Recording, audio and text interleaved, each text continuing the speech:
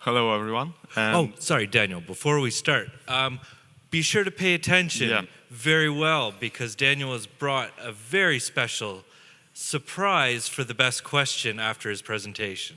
It's Go ahead, a Daniel. technical surprise, so it's a thing. You can take it with you after the presentation. So, hello, everyone. Thank you for surviving the party. I came here at 10 a.m. and it was wasteland. Sort of, it's good to see more people. We are going to talk about game project management basics. Martin, previous speaker, already mentioned some of these topics like scope, tools, and so on. I'll try to cover it in a broader way and from my project management specific. So, before we proceed, let's meet each other in a bit. I have a question for you. Please raise your hands, those of you who has a project management title, or like exactly called like project manager. 1, 2, 3, 4, 5, 6. 6, okay.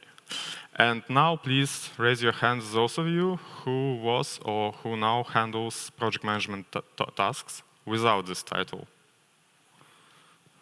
1, 2, 3. Wow, it's overlaps, but it's not the same.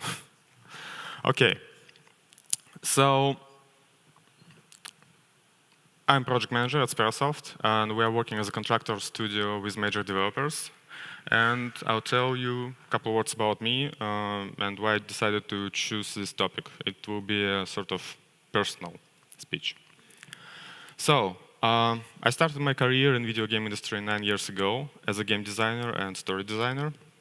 I gradually moved to product and project management and worked in companies like Deuscraft, Nivasoft, and Playrix. Playrix is like most famous among them. During the course of my career, I also got some indie development experience, and suddenly I was a brand manager. So all these companies and projects I participated in are very different in size. Now I'm happy to join Sperasoft. We are working with a lot of different contractors, different companies, and for me, as a project manager, it's actually a great opportunity to investigate a variety of approaches to game project management around the world. So all these companies I mentioned are different in size, business model, and target audience. All these companies has a very different approach on how to manage game production process. All these companies, all these projects, we as Sperasoft are involved, are large and complex. But there are basics even for the most complex things, and we all learn to speak using our ABC books. And a basic introduction to the profession, it is something I would be happy to have had many years ago before me and my team failed or mismanagement some of our early projects. So, thinking about that, I decided to write down my own ABC for game project managers, something universal for every single team, for every single company.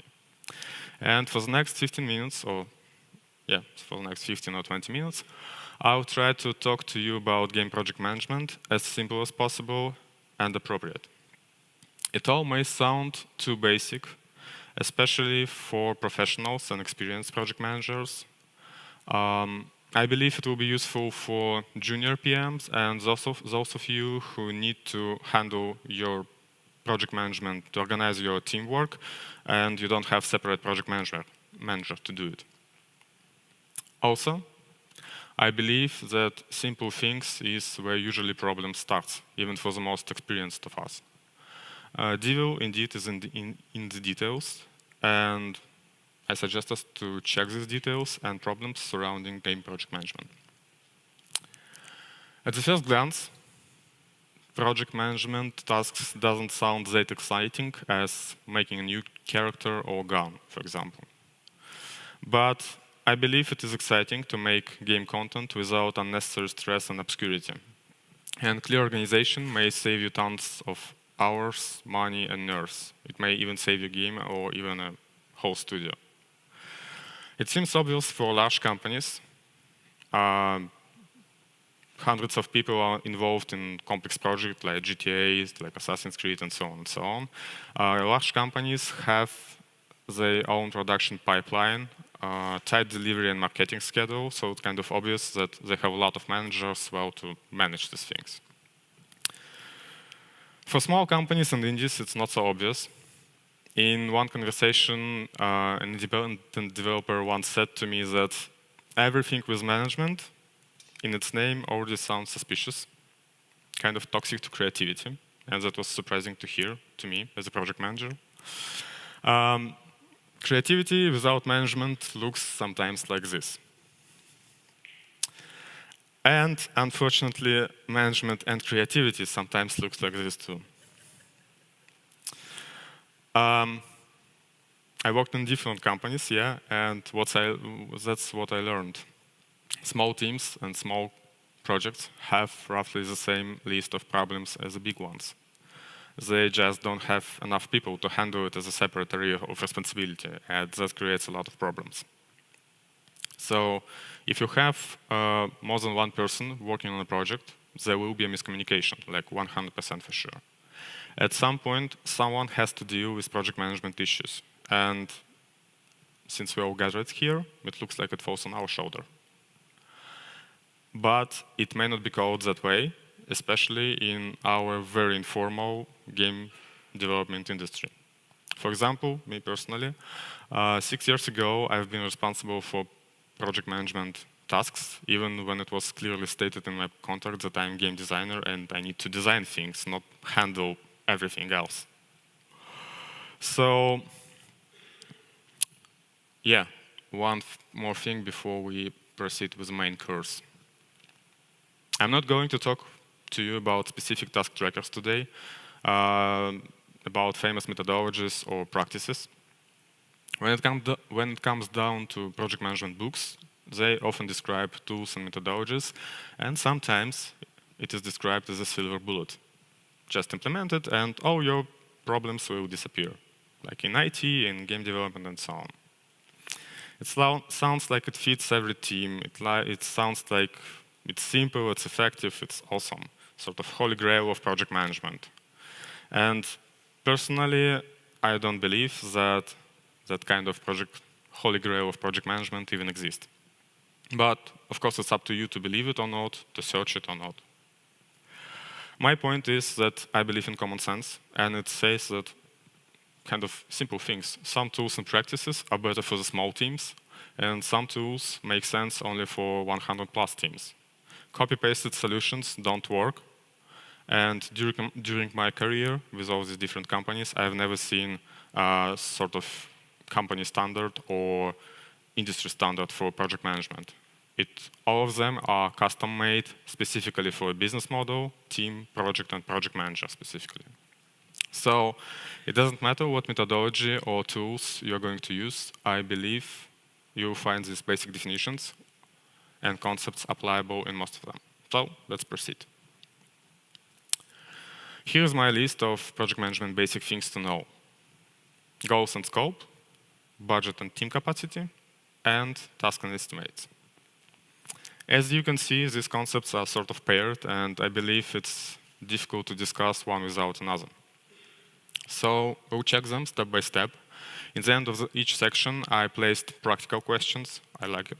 Practical questions. I believe these are bare minimum, at least for me, because usually when you try to answer these questions, you are getting a lot of new things, new additional questions to clarify, and it's good. So, goals and scope. Here's where product and project manager usually working shoulder to shoulder. Goal is what makes a bunch of random people actually a team, and believe me, I'm saying it without any flair of motivational posters or quotes, like team, like no I for the team and so on. Your goal could be deliver the beautiful, original, never seen before experience, catharsis for your players and so on. Or maybe you need to meet clients or publisher expectations on the quality and deadlines. Or maybe you just want to make tons of money with overhyped topic as soon as possible. It's all valid goals. Maybe it's all of them at once. but in different proportions. So it's up for every team and every company to set their goal and move to it, and good producer or product manager can handle this part of work. But here's an important fact. Without a clear goal, everything else, all other management practices, sooner or later will become questionable by your team. And usually it's not even sooner or later, it's suddenly. Suddenly team doesn't understand why do they need to do daily stand-ups and so on and so on. So second important part of this pair is scope of work. And it usually looks like a list of specific things to do to achieve your goal or to make a meaningful step to reach it. And sometimes it's called a milestone. You maybe heard about this term.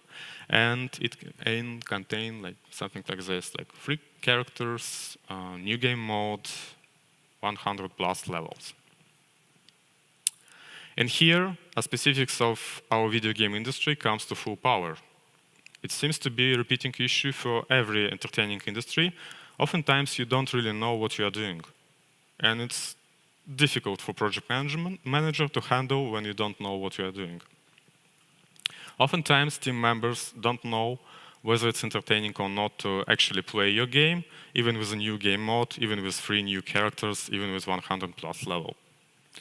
So if you don't know what to do, you have to write down everything you need to find that out.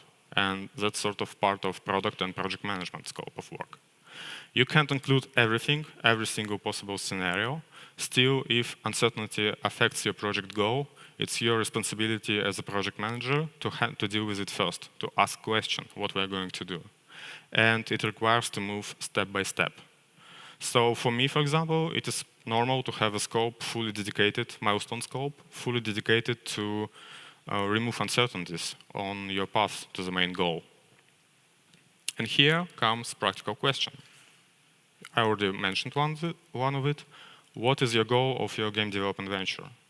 Write it down and check it from time to time, together with your designer or producer or the whole team. It's up to you how you handle these things. And the second most important question to project manager is how to describe it in a logical, how to describe it in a logical and numerical values, like amount of content, delivery dates, hypothesis to check, a person to impress, whether it be publisher, representative, or your target audience, or your mother, I don't know. Someone you need to impress. If your goal has been changed, check your scope. Maybe a part of it has become obsolete and you need to remake things once again. The second important part there is your budget and team capacity. And when I say budget, I'm not talking about money. Money is important, obviously, and it is always a sensitive topic. Each company deals with it on its own way, but to plan your work as a project manager, you don't really need to delve into this part, into the money part. Some methodologies suggest using alternative currencies like story points. You may have heard about them. But once again, for this specific speech, we are looking for most basic things. So I suggest to start with work hours. This approach also fits situations when you are working on your, for example, non-commercial project or maybe some pet project with your, friends. So maybe you don't want tons of money, you just want to make a simple game. So work hours could be your best currency. So ask yourself, do you know how much work hours of every team member do you actually have for this week, for next week, for this month, for next month, well, at least for this year, till the end of the year. There is a couple of things you may need to consider in your work calendar. Don't forget about non-working days, like vacations and state holidays. And personal health issues and sick days and flu seasons, because you can lose like half of your team in a single week.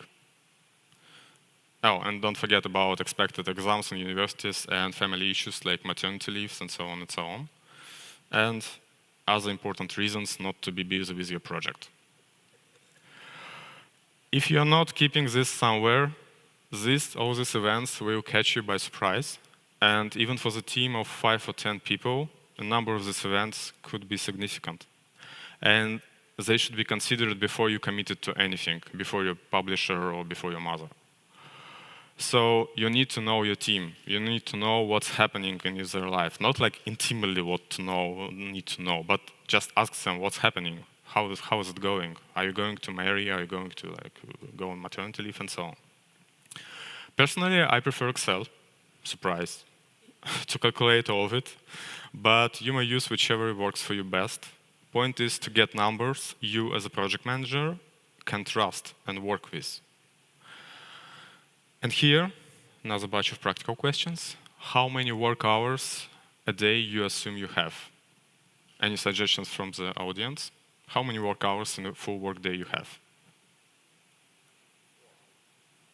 Good.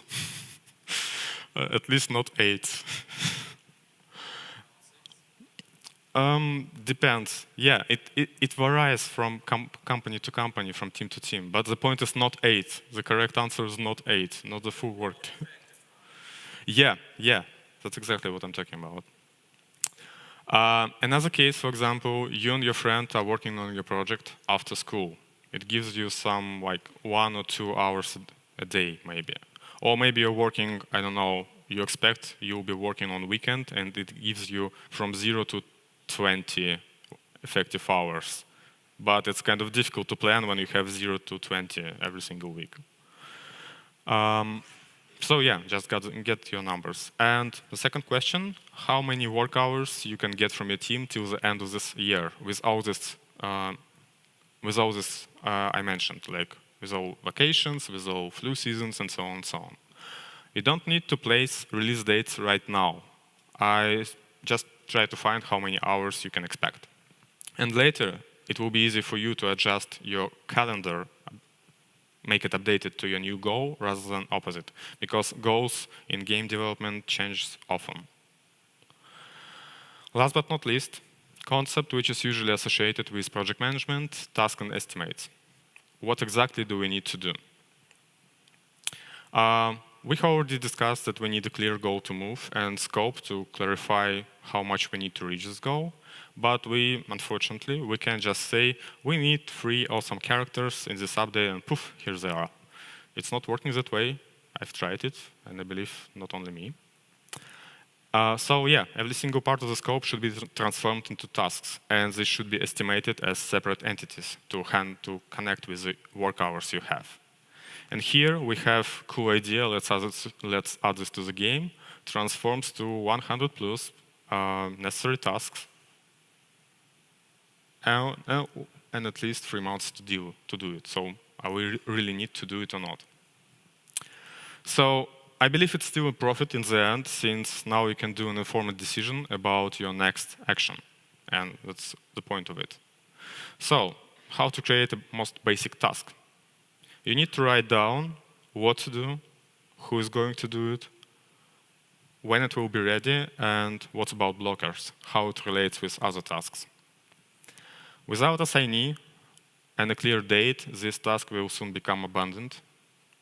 And without relations with other tasks, you may miss blockers and dependencies in your timeline. So if you don't know an answer for any of these basic parts of your task, then congratulations, you have another task to find an answer. And someone has to find an answer, we need a deadline to find this answer, and so on and so on. So sometimes it takes more hours than doing the final product. So these are sort of essential terms of contract. Different task trackers allows you to add more fields to it, and the same task may look like this. I believe you're familiar with this field, or something like this. It's kind of the same, but you may make it in different ways. So you can find simple or complex, paid or free, it's up to you. My personal favorite is Asana. Jira is most popular among large companies. Just try not to invent the wheel and just try not to create another task tracker. So, last batch of practical questions. How many tasks do you actually have? Choose your task tracker, write down all tasks you know, both for development and for investigation process. What about dependencies? So game assets obviously may have a lot of people involved. Part of your team can be blocked while waiting for others, so clarify who is blocked by whom. Also, remember that if you need to change something made previously, you may need to revoke all other steps as well. That's how 10-hour estimated tasks becomes 20-hour or 30 hours long. And most important question in this batch, what exactly was estimated? This looks so important for me that I moved it to the title.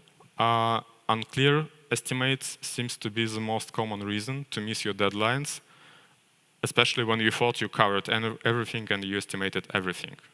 Make sure you are talking about the same things with your team members. So, did you include time for bug fixing or feedback? So, is it just a rough estimate you have for 10 hours estimated tasks, or it's only a rough patch, or like rough plus feedback plus fixes? Make it clear for everyone who is involved. The more experienced your team or team lead senior, the closer your estimates will be to reality. Still, you don't have 100% guarantee. Problem happens with everyone. We are human beings. We can miss some things. So, to wrap things up, let's get back to the list. You don't have to start with the first one. Actually, you may start your planning from the budget you have. For example, if you got some non-commercial funding, you have a budget and you need something to do with it. And with this in mind, you can set your goals and create separate tasks after it. When you know your goal, when you know your team budget, team capacity, and exact amount of work to do with a huge list of tasks, you will naturally have to balance them to set a date to move forward it. Basically, that's how it works. Still, it's not a panacea. We all still can screw things up in multiple other areas. And obviously, there are a lot more things to learn in project management, but this can be your first steps. I believe it helps. So, for me, management of creative projects is no less exciting as actually creating content for it. And I've been on both sides of the process, so I know what I'm talking about. I hope this reference list will help for those of you who decided to spend the next few months or years of our precious lives making video games. We know stories about crunch times, about burnt out developers, about mismanagement companies, large and small. I firmly believe that clear project management and honest approach to our work and basic questions, they are all very important. But it is possible to make production process more effective and manageable. It will never be ideal or spotless, but we can make it better. And with it, we can make better games. Thank you.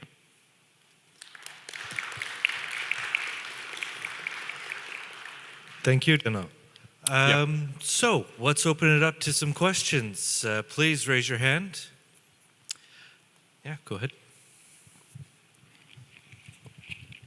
1, 2. Thank you very much for the talk, Danil. I want to ask, as an outsourcing company, I think you usually work with external teams, external producers, yada yada, clients and stuff. How do you count in feedback time, dependencies on lag that do not actually, you're not responsible for, your team is not responsible for the lag, possible lag from the external team? How do you count that in your production? Thank you for the question. First and foremost, it depends from client to client. Some clients have a very strict schedule, delivery schedule, and they already have it covered. Other clients are not, and we have to handle it on our part, because obviously, as you said, we are not responsible for it, but we are responsible for it by the contract. So we are trying to get as much information as we have, collected from previous projects, like can we expect a swift feedback, or it could be like 1 month late feedback, for example. So it depends from client to client, and you just need to add some days just to expect a feedback. Obviously, you can't say it to the client, but it works that way. Like, include your estimates on the feedback, something like that. I hope you answered your question. It works like that. Great question. I have a follow-up, actually. What percentage of, say, managing just personalities or emotions comes into play with project management? I mean, you can schedule everything, you can have it all set up, but there's always going to be the human factor involved. How do you account to that or budget that into your processes? I'm trying to, me personally, I'm trying to involve leads as much as possible because I don't want to be a bottleneck for the team and I don't want to set estimates for them, especially when I'm not a developer or artist or, well, I've been a game designer, so it's kind of easier for me, but I'm not trying to do it. So team leads usually know their team. They can say that, like, person A he's doing things faster, but we need more time for bug fixing. And person B, let's call it like that, he will make things slower, but he's like a tractor or tank. He'll fix almost everything before he will submit anything. So you need to add your team leads to this process, and they know they're part of the team. And from my experience, it works better because actually team leads understand what they're talking about. Like, they understand their role in the whole process. And I believe it's important because, once again, project management should not be a bottleneck for the whole team. Like, if you have 20 team members and you are the one who actually creates and estimates tasks, it will be a mess. I hope you answered your question. Yeah, great, thank you. More questions from the audience. Don't be shy, raise your hand. There we go. Thank you for presentation. The question about estimation, one more. When you're estimating a feature, for example, with your lead developer, and he or she said that it will take 10 hours, do you trust this person that he already included this like 20% buffer in this time? Or do you make in Jira like 12 hours for this feature? Or you're just keeping it in mind somewhere? I'm keeping asking questions him. What exactly was estimated? Because yeah, it's a common problem. So you as a project manager, you are a main communicator within the team. So actually, the main part of your job is asking questions about what we're going to do. Because you are not developer, you are not artist. So yeah, I'm asking a question: is it rough pass or feedback included? So are you sure about it? You did this before, or it's just your assumption? What we're going to do if it's not correct assumption? Is it affects our timeline or not, etc., etc. So questions are most important thing, part of our job, I believe. I think we have time for one more question, if there's any more questions from the audience. Any hands? I just covered everything. You No have no hands? questions? But you'll be around after if people want to approach you and talk more about project management. Yeah, feel free to reach me after. Yeah, I believe we have. Okay, one more. There we go. Yeah. Do you have any like documentation that could give further insight on on all the project management? My personal documentation, or Not personal documentation, just like things that you would suggest to other people who are willing to learn that. well, read as much books as possible. Mostly because it's not like you learn everything from the books, but it's good for getting your own context of what's happening in your area. I believe you need to be involved in. You need to know a vocabulary of game developers or of developers or artists. So, for example, I've learned bits of Python, not because I'm going to be a developer, but it's good to know what they're talking about. The same with like Photoshop or Maya. I'm not an artist, but I know what's happening on their side. And reading books good for getting your context, but I suggest you to start writing your own books, not to publish, but to summarize all your previous experience. That's basically how this speech was created. I decided to start right from the beginning because 6 years ago, I had to handle it and I didn't know anything about it. So start writing your own book. All right, thank you very much. You're welcome. Daniel, thank you very much. Unfortunately, we're out of time, so if you want to grab him and ask more questions about project management, please do so. Round of applause for Daniel. Yeah, and please. I need to, thank you.